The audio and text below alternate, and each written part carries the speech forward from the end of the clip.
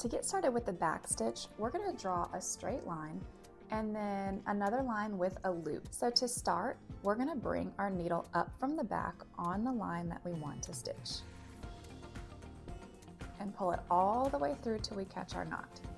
We're going to go over about 1/4 inch and place our needle down on the same line. Next, we're going to move over the same length down the line, coming back up. So about 1/4 inch over, and pull our needle all the way through again. So to create the back stitch, we're going to take our needle and put it directly into the hole of the last stitch. And then we're going to repeat this process all the way down our line, putting our needle directly back into the hole of the previous stitch.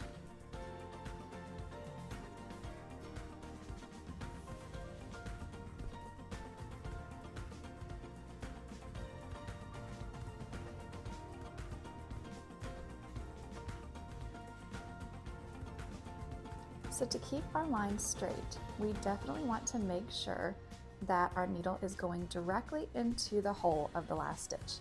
If we kind of go too far up or too far down, or even just a little bit, that stitch is going to look a little bit wonky.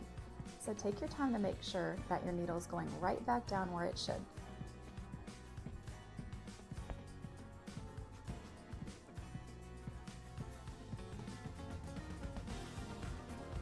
If you are noticing that your stitches are looking a little inconsistent, meaning some are longer and some are shorter, you can take any type of a ruler with tick marks and you can pre-measure. So as you can see, these stitches are a little bit less than 1/4 inch, but if you wanted to pre-mark out 1/4 inch marks all the way down the line, it will significantly help you long term.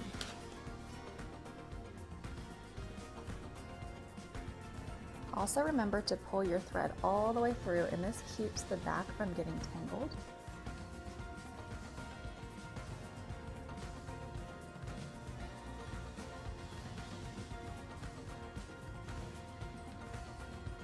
So now that we've reached the end of our line, I'm going to show you how to tie off with this stitch.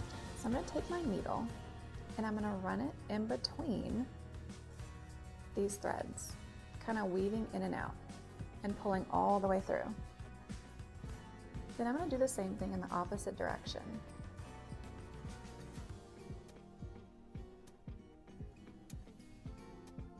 And then just to be safe, I'll do it a 3rd time, catching different threads as I go.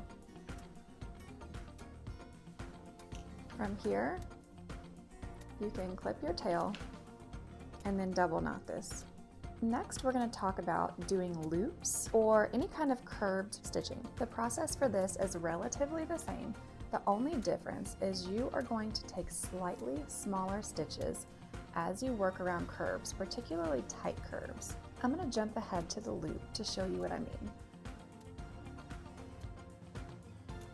So as you can see here, my stitches are pretty consistent as they go up into the loop. And then towards the top of the loop and around, my stitches are a little bit shorter. And if you notice that your curve starts to look more like a square, or it has these definite angled points, try using a smaller stitch. If you found that you've messed up, you can remove your needle from your thread and use the back of your needle to pick stitches out. And then you'll do the same on the back side to pull the thread back through.